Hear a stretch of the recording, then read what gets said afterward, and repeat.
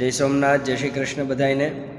અત્યારે આપણે બક્ષી પંચકુમાર છાત્રાલય ચુલ્લીમાં છીએ. છાત્રાલયના વ્યવસ્થાપક રૂપે અને ચોકીદાર રૂપે હરેશભાઈ જાની, તેમના પત્ની રશ્મિબેન હરેશભાઈ જાની પણ અહીંયા જ રસોઈયા રૂપે સેવા બજાવે છે. તો થોડાક જ દિવસ પહેલાં છાત્ર ઉન્નતિ વર્ષ, જે આ વર્ષેનું નામ આપ્યું છે, વિદ્યાર્થીઓની ઉન્નતિ માટે જ આ વર્ષે ખૂબ જ કાર્યો કરવામાં આવ્યા છે. તો એમાંથી આપણને જે સારરૂપ કહેવાય ને કે અમૃતરૂપી જે ઘડો છે, એનું અત્યારે આપણે હરેશભાઈ જાની દ્વારા આપણે એને માણવાનું છે. નમસ્કાર હરેશભાઈ. નમસ્કાર. તો થોડાક દિવસ પહેલાં જે કાર્યક્રમ યોજાયો એનું વિશેષ નામાંકન શું કરવામાં આવ્યું હતું? પહેલાં તો આપણા બધા દર્શક મિત્રોને મારા જય સોમનાથ. આપ અહીંયા અમારી છાત્રાલય મુલાકાતે પધાર્યા તે બદલ અમે સંસ્થા વતી આપ સૌ મિત્રોનો આભાર માનીએ છીએ. ખાસ તો કાર્યક્રમને રૂપરેખા આપું તો અહીંયા છાત્રાલયની અંદર ચુલ્લી બક્ષીપંચ છાત્રાલયની અંદર 55 બાળકો અહીંયા રહી અને અભ્યાસ કરે છે. આપણે સૌ જાણીએ છીએ કે આપણી ગુરુકુળ પરંપરા મુજબ પહેલાં પણ ગુરુકુળમાં બાળકો ભણવા માટે જતા. રાજાઓ પણ રાજપાટ છોડી અને એમના કુંવરોને અભ્યાસ માટે મોકલતા. તો ગુરુઓ પાસેથી શિક્ષણ, શાસ્ત્ર, શસ્ત્ર અને વગેરેનો અભ્યાસ મેળવતા. તો આ પરંપરાને આગળ વધારતા અત્યારે પણ સરસ મજાના છાત્રાલયો ચાલુ છે, જેની અંદર બાળકો અહીંયા પોતાના માતા પિતાથી દૂર રહી અને અહીંયા અભ્યાસ કરવા માટે આવે છે. તો અત્યારે પરિસ્થિતિ એવી બની છે કે અત્યારે મોબાઈલનો યુગ છે. મોબાઈલના યુગની અંદર બાળક એકદમ સૌથી નજીક એ મોબાઈલથી રહેલું છે. તો અત્યારના યુગમાં મા બાપથી તો બાળક દૂર રહી શકે, પણ મોબાઈલથી દૂર રહેવો ને બહુ કઠિન સમય છે. ત્યારે બાળકને અહીંયા છાત્રાલયની અંદર મોબાઈલથી દૂર રાખી અને પોતાની ઘરની યાદ પણ ના આવે એના માટે અમે છાત્રાલયની અંદર વિવિધ રમતોનું આયોજન કરીએ છીએ, કે જેના માધ્યમથી બાળક પોતાનો શારીરિક વિકાસ પણ કરી શકે. એટલે વિવિધ રમતોનું અમે અહીંયા આયોજન કર્યું હતું અને એ રમતોના માધ્યમથી બાળકો પ્રોત્સાહિત થાય એના માટે ઇનામ અમે લાવ્યા હતા અને એ ઇનામનો અહીંયા અમે ભવ્ય કાર્યક્રમ રાખ્યો. તો ખૂબ જ સરસ તમે આ હોસ્ટેલનો પરિચય, છાત્રાલયનો પરિચય આપ્યો. તો વિદ્યાર્થીઓનું આમ સવારથી લઈને સાંજ સુધીનું કાર્યક્રમ આખું શેડ્યુલ શું હોય છે વિદ્યાર્થીઓનું, ખાસ કરીને એ જણાવશો? આમ તો છાત્રાલયની અંદર જેમ જેમ ઋતુઓ બદલાય એમ કાર્યક્રમ થોડો ચેન્જ થતો હોય. એટલે અત્યારે તો મોટો ભાગે 5 વાગે બાળકોને અમે જગાડતા હોય છે સવારમાં.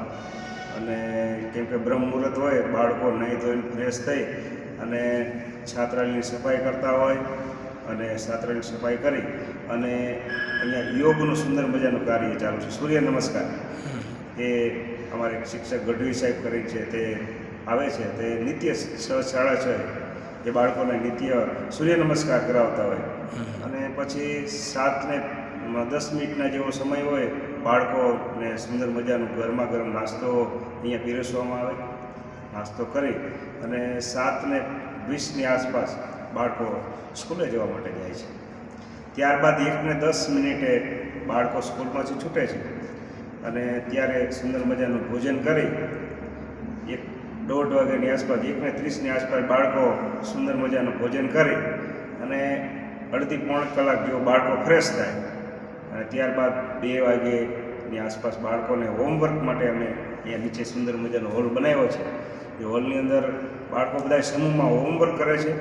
તે 4 વાગ્યા સુધીનો સમય હોય છે. ત્યારબાદ 4 વાગ્યા પછી બાળકો કોઈ કપડાં ધોવા કે રમતગમત કોઈ પણ આવડું મોટું સુંદર મજાનું ગ્રાઉન્ડ છે એની અંદર રમતા હોય એવો સમય છે. સાંજે 7 વાગે અમે અહીંયા પ્રાર્થના કરીએ છીએ. પ્રાર્થનાની અંદર વિવિધ આયોજન હોય છે, જેની અંદર કોઈ બાળક ભજન રજૂ કરે, સુવિચાર રજૂ કરે, સુવિચાર સમજાવે. ત્યારબાદ અંગ્રેજીમાં સ્પોસ્પેટો અમે કહીએ, એ અંગ્રેજીમાં એક બાળક સ્પીચ આપે. ત્યારબાદ પ્રશ્નોત્તરી થાય, એને પ્રશ્નોત્તરીના બાળકો જવાબ આપે. અને એક અમે એવું નવું એડ કર્યું છે, જેની અંદર પાઠ્યપુસ્તકના પ્રશ્નો અને કવિતા બાળક જાહેરમાં બોલે તો એનાથી બાળકોને વિશેષ આનંદ થાય. એવી પ્રાર્થનાનો કાર્યક્રમ પૂરો થાય પછી બાળકો જમીને વળી પાછું રાત્રે એમને રીડિંગનો સમય છે. લગભગ સમયાંતર થોડો થોડો ફેરફાર એમાં થતો હોય છે. અત્યારે મોટો ભાગ અમે 10:30ની આસપાસ બાળકોને સૂવા માટે આપી દેતા હોય છે. તો આપણે મુખ્ય વિષય ઉપર આવીએ કે કાર્યક્રમ જે યોજાયો એની અંદર મહેમાનો તરીકે આપણા કોણ લોકો અહીંયા એમનું સ્વાગત હતું ત્યાં? પ્રથમ તો આપને હું પરિચય કરાવું. આ સંસ્થા બક્ષી પંચકુમાર છાત્રાલય એ અમારા ટ્રસ્ટનું નામ છે શ્રી સંસ્કાર ભારતી એજ્યુકેશન ટ્રસ્ટ, જે ધાંગધ્રા સંચાલિત છે, જેના પ્રમુખ માન્ય શ્રી આઈ.કે. જાડેજા સાહેબ છે, જે પૂર્વ કેબિનેટ મંત્રી ગુજરાત રાજ્યના રહી ચૂક્યા છે, અને અમારા ટ્રસ્ટના મંત્રી ડૉક્ટર મેરુભાઈ ટમાલિયા સાહેબ, જે પૂર્વ બોર્ડ મેમ્બર છે અને ખૂબ શિક્ષણ જગતમાં ખૂબ મોટું નામ છે. ભીમાભાઈ બાર આ ટ્રસ્ટીના મંત્રી છે. ત્રણેય આમ ટ્રસ્ટીઓ તો ઘણા છે, પણ ખાસ આ 3 મિત્રો કે જેને વિશેષ સંસ્થા સાથે અમે વધુ ભાગ જોયા હોય. બીજા બધાએ પરોક્ષ રીતે તો સંસ્થા સાથે હોય, પરંતુ એ બધાએ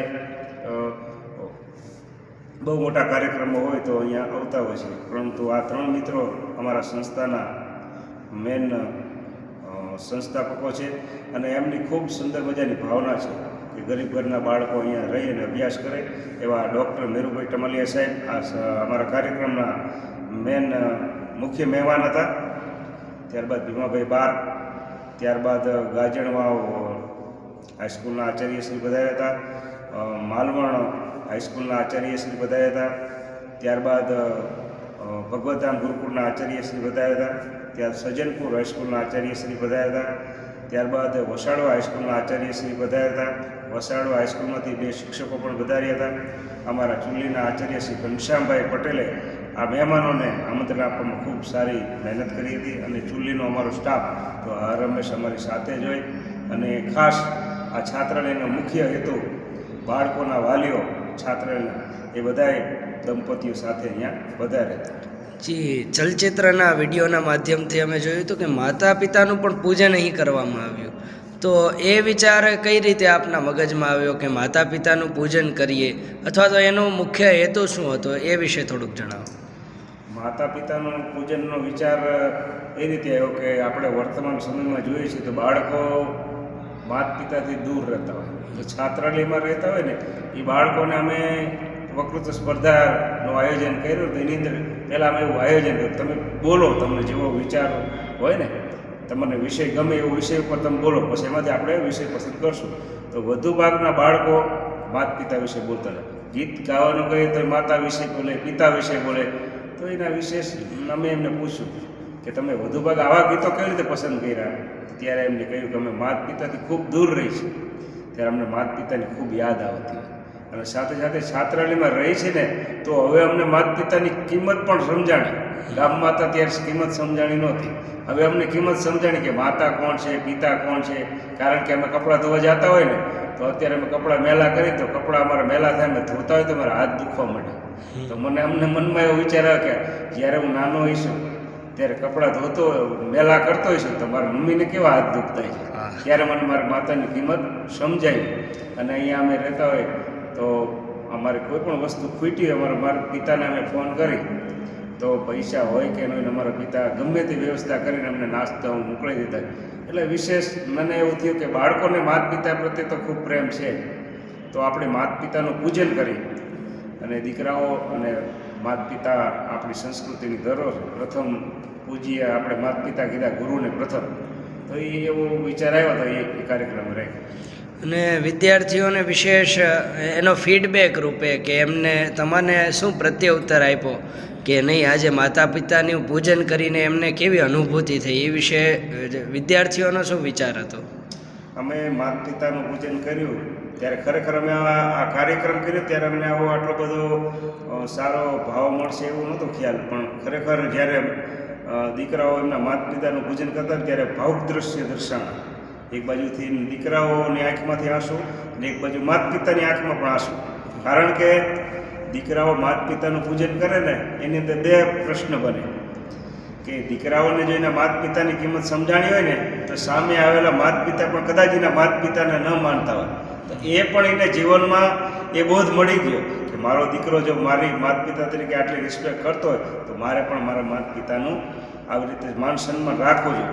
એટલે આમ કહેવા જઈએ તો એક કાંકરે બે પક્ષી મરે, આવું બધું કાર્યક્રમનું નિર્માણ થયું અને ખૂબ બાળકો પણ ખૂબ રાજી થયા. અને સાથે સાથે જે મહેમાનો આવ્યા હતા એમનું પણ વિશેષ કઈ રીતથી સત્કાર કરવામાં આવ્યો? મહેમાનોનું તો અમે ખાસ અમારી બાજુમાં જ માધ્યમિક શાળા ચૂલી અહીંયા મહેમાનોને મેં બિરાજમાન કર્યા હતા અને મહેમાનો બધાને ઢોલથી વગાડતા સંગીત સાથે એમને અહીંયા અમે છાત્રાલયમાં લઈને આવ્યા હતા અને અહીંયા દીકરીઓએ એ બધાનું ફૂલહાર થઈ અને કપાળમાં તિલક કરી અને એનું સ્વાગત કર્યું હતું.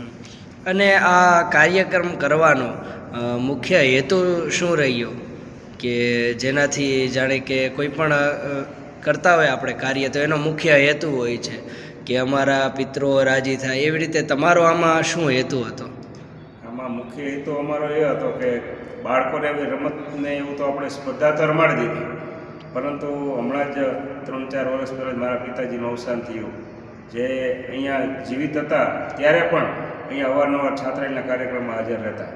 તો આપણે એવી ભાવના છે પિતાના કે માતાના ઋણમાંથી આપણે મુક્ત તો કોઈ દિવસ થઈ ન શકે, પરંતુ એમના ગયા પછી પણ એમની યાદમાં જે કંઈ સત્કર્મ કરી તો પરોક્ષ રીતે એમને મળતું હોય. એથી અમે ઇનામ રૂપે મારા પિતાજી સ્વ સદાશિવભાઈ જાની એમના સ્મરણાર્થે આખું આયોજન ગોઠવ્યું હતું. તમામ ટ્રોફીઓ એમના નામથી બધાએ બાળકોને એનાયત કરી હતી. આવું આયોજન કર્યું. જી, અને વિદ્યાર્થીઓને આ ઇનામ દેવાથી એનું પ્રોત્સાહન પણ વધે કે હવે આપણે આગલા વર્ષે પણ આમાં ભાગ લઈએ, એની માટે પણ એ વિદ્યાર્થીઓ બહુ પ્રોત્સાહિત થાય છે. તો આ કાર્યક્રમ ખાલી આ વર્ષે જ હતો કે દર વર્ષે તમે આવી રીતે વિવિધ બીજા કયા કાર્યક્રમોનું યોજના કરો છો? આ રમતગમતનો તો દર વર્ષે અમે કાર્યક્રમ કરીએ છીએ, પણ આવો ભવ્ય ઇનામ સહિતનો અમે જે સ્પોર્ટની એવી રમતો રહી એનો આપણે પ્રથમવાર આયોજન કર્યું અને એ પહેલાં ક્રિકેટ ટુર્નામેન્ટનું આયોજન કરી છે. એની અંદર પણ અમે આ પહેલાં એક મારા ફાધરના નામના બાળકોને 51 ટી-શર્ટ આપ્યા હતા એમના ફોટાવાળા. ત્યારે પહેલાં પણ અમે ખૂબ આવું સુંદર મજાનું આયોજન કરી. છાત્રાલયની અંદર વિવિધ સ્પર્ધાઓનું પણ આયોજન થતું હોય અને અનેક આપણા તહેવારની ખૂબ ઉમદા ઉજવણી પણ અમે છાત્રાલયમાં કરતા હોય છે. જી, તો અમુક વખતે એવું થતું હોય છે કે એક જ પક્ષ બહુ મહેનત કરે છે એવું ઘણી જગ્યાએ જાણવા મળે છે. તો અહીંયા પણ તમને શિક્ષક પક્ષ તરફથી કે વિદ્યાર્થી પક્ષ તરફથી બહુ સહકાર મળતો હશે, અને એ સહકાર કઈ રીતનો હતો એના વિશે થોડુંક જણાવો. હા, આમાં એવું છે, હું તો અભ્યાસમાં બહુ ઓછું ભણ્યો, લગભગ 10 ફેલ, અહીંયા આવીને જ 10 પાસ થયો છું. પરંતુ કહેવાય ને કે જેવો સંગ તેવો રંગ.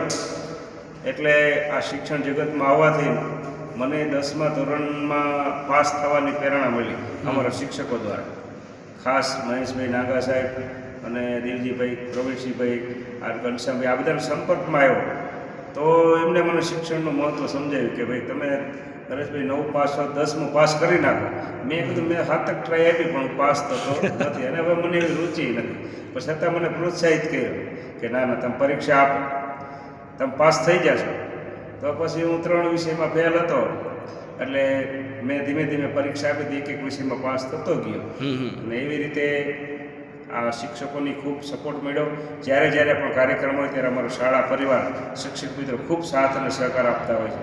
એમના થકી જ આપણે બધું શીખતા હોય છે. અમારા ગૃહપતિ શ્રી વિરમભાઈ ગોરિયા, રમેશ, અમારે કોઈ પણ કાર્ય હોય એમાં સાથ સહકાર આપતા હોય છે. અને ખાસ તો મારો મોટો સહકાર અમારા જે હોસ્ટેલના વિદ્યાર્થીઓ, એનો મને ખૂબ સહકાર. એના વગર કોઈ પણ કાર્ય કરવું મારા માટે અશક્ય છે. જી, ખૂબ જ મજા આવી આપની સાથે વાત કરીને.